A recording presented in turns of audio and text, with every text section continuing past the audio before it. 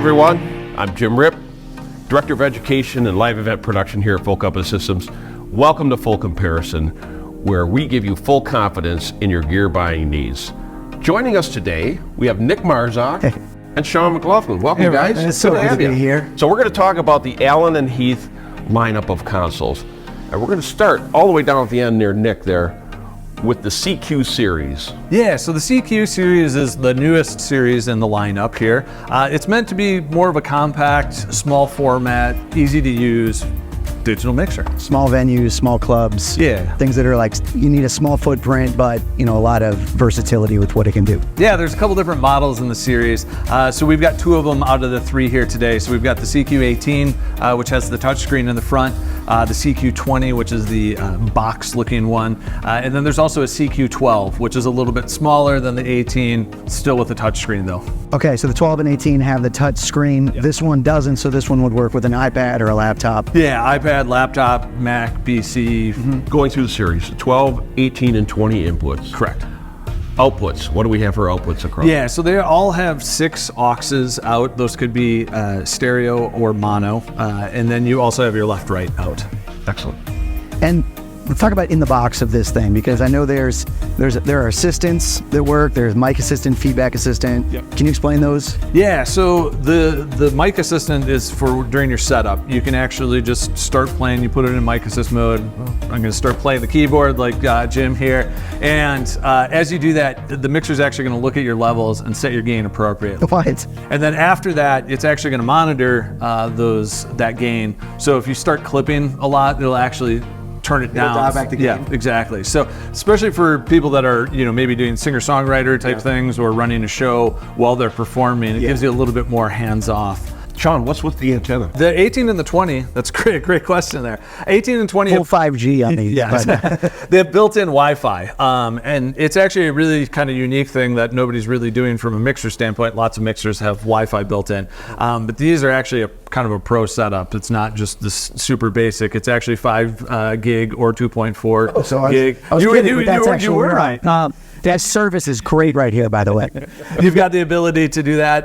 It also is a Bluetooth antenna, so I've got the ability to stream, from my phone or a computer directly into it. The 12, though, does not have that built-in Wi-Fi. You got to use an external router for that guy. Got it. And I see SD input. This records as well? Yeah, so you got multi-track recording through SD card or USB interface. Oh, wow. All right, so we talked about the CQ series in Allen Heath. Let's step up to the SQ series. Shawn, what can you tell us about SQ? Yeah, SQ is kind of the next in the lineup here. So there's actually 3 different sizes of mixers. There's the 5, which we've got here, the SQ5. There's an SQ6 and an SQ7. So as you step up, you get larger, more faders, more local I/O.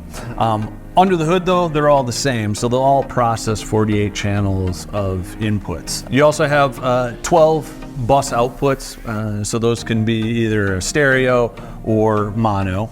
And then you also have a couple dedicated matrix outputs that are on there. I see the Dante ports in the back. Yeah, so that has an option card slot in there. We've got a Dante one loaded in this one. But in those option card slots, you've got the ability to run Dante, MADI, Waves, a whole bunch of different options, even our S-Link protocol. So if I need to expand, I've got that capability in there. So it also has a dedicated S-Link port too? Yeah, so the dedicated S-Link port is how I get more inputs into the system. So we notice on the 5 here, we have 16 inputs, but it can process 48 channels. So through the S-Link port, I can actually connect to a lot of our I/O boxes that we've got.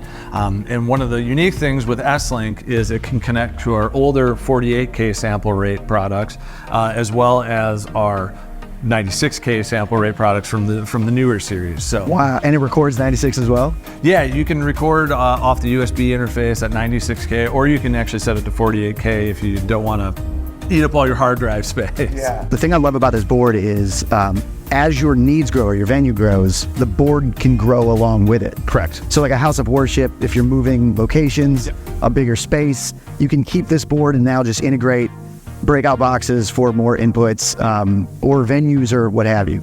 Yeah, we see that a lot, like a school, and they're like, oh, we're going to buy a bunch of wireless. So I can buy one of those I/O boxes to be able to get that in there and expand that up to that 48 channels. If you're in a band and you have a hard time firing people, you can just keep adding inputs as you add members. Inputs and consoles and stage boxes, all good stuff. All right, so that really expands greatly. Yeah. With all of that you have there, the S-Link, the Dante connections, everything. Yeah, so whether you're in the Allen Heath ecosystem or you're trying to tie into a larger system, with Dante or things like that, you've got a lot of expandability. Lots of growth in that one. Yes. All right, now mid-size venues like medium theaters, things like that. What is this lovely board we have? Yeah, so we've got the Avantis series. So this is one of two different sizes in the Avantis. So this is the newest one, the Avantis Solo. I sound so British when I say it. So the Avantis Solo is the newest size. The full size Avantis is basically just double this. So 2 touchscreens, 2 banks of 12. But as you step up into the Avantis, you get more processing. So the Avantis will process up to 64 channels of inputs, and then you've actually got 42 bus outputs. Oh, wow. So what makes this a little bit more unique, 2 bus outputs. yeah, than the SQ. SQ is a little bit more fixed. I've got those 12 bus outputs. They can be a group or they can be an aux. On here, I've got 42 bus outputs. They can be whatever you want them to be, a matrix, an aux, a group. You've got a lot of horsepower in there. So you're just soft patching within. Correct, yeah. So when you're setting up the desk, you actually choose how you want that processing power of the FPGA to happen. You've got some local I/O on these, a little less as you step up in the series. You're going to be relying more on that external I/O. So as for the built-in I/O on the Avantis, the Solo has 6 analog inputs and 6 analog outputs, along with a pair of AES in and a pair of AES outs. When you go to the full-size Avantis, you get actually 14 analog inputs and 14 analog outputs, and then also those AES. You also do have 2 option cards, just like the SQ series. It's a little different format, but you've got 2 of them. So I've got, again, Dante, AES, Waves, MADI, pretty much anything that you want to interface with, we've got an option card for. And that's the same for both the full size and the Solo? Correct. They've got 2 card slots in there. It's a full-size card, so that card is shared between the dLive and the Avantis. Oh, cool. So Shawn, I see you have a large touchscreen here. Correct. That's awesome. That's fantastic. Yeah, so the Solo has 1 large touchscreen. The full-size Avantis has 2 of the identical screens.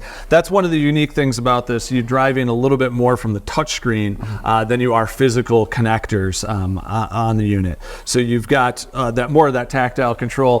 One thing I also noticed, and Nick, I think you would agree with this, being performers ourselves, look is very important when you're performing, right? Look at this thing. This is fantastic. Yeah. It's got this like steel exoskeleton with the cast aluminum wrapped around it. It's just so sleek looking, and it's black, so it'll blend in with your, it won't stand out. It's great. Lit up LED on the motorized faders. Yep. Very, very cool look to it. Jumping now, big productions, big tours, big venues, amphitheaters. Let's talk about the dLive. So the dLive's our flagship model. We brought the smallest one because we had to fit it on the table here. So this is the CTI 1500.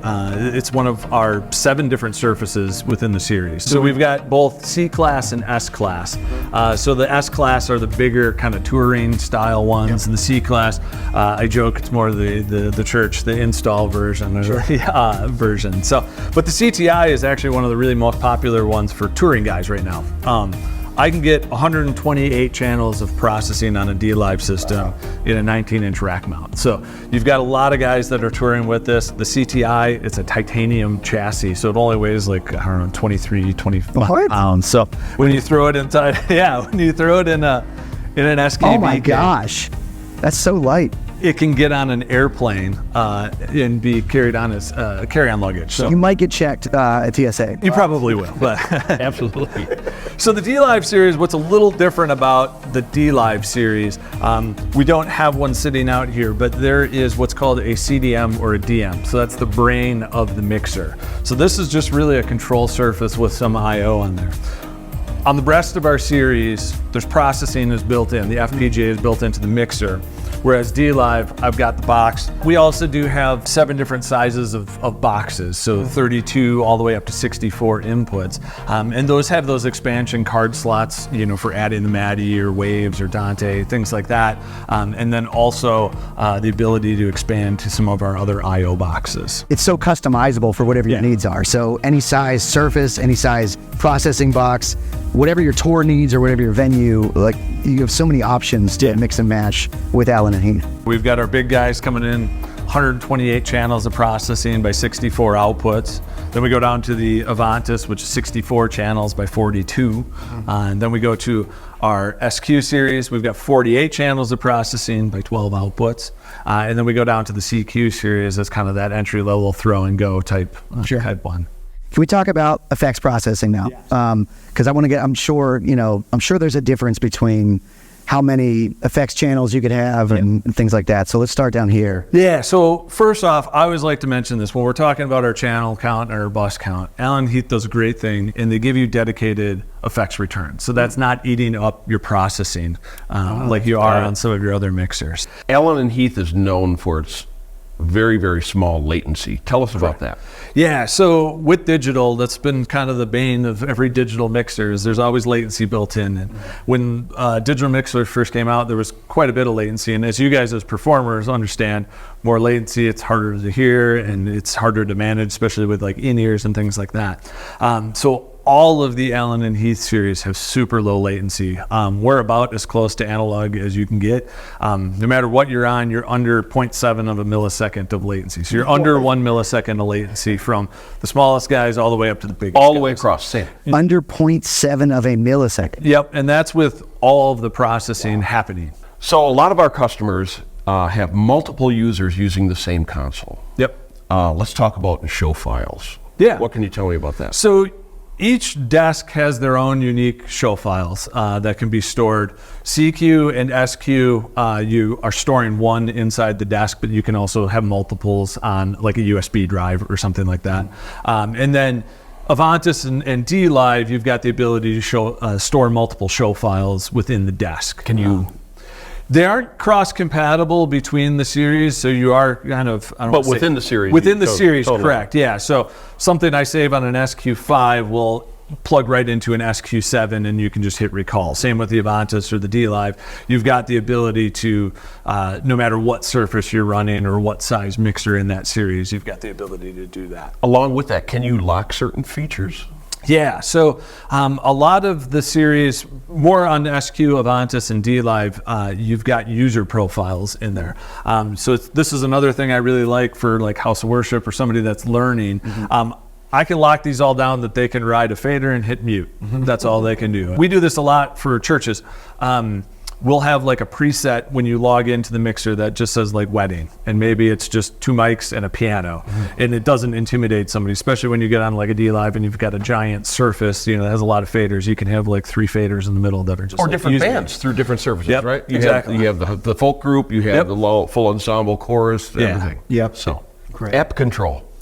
Yeah, so we've got connectivity across the whole line. That's important. So CQ series, we've got Mac and PC, iOS and Android apps for control. SQ, there is also a Mac or PC version, and then iPad control. And then the larger guys also have Mac and PC and iPad control. So these guys have a little bit more in-depth software called the Director software. So you've got the ability to do full offline programming of shows and then literally just upload it.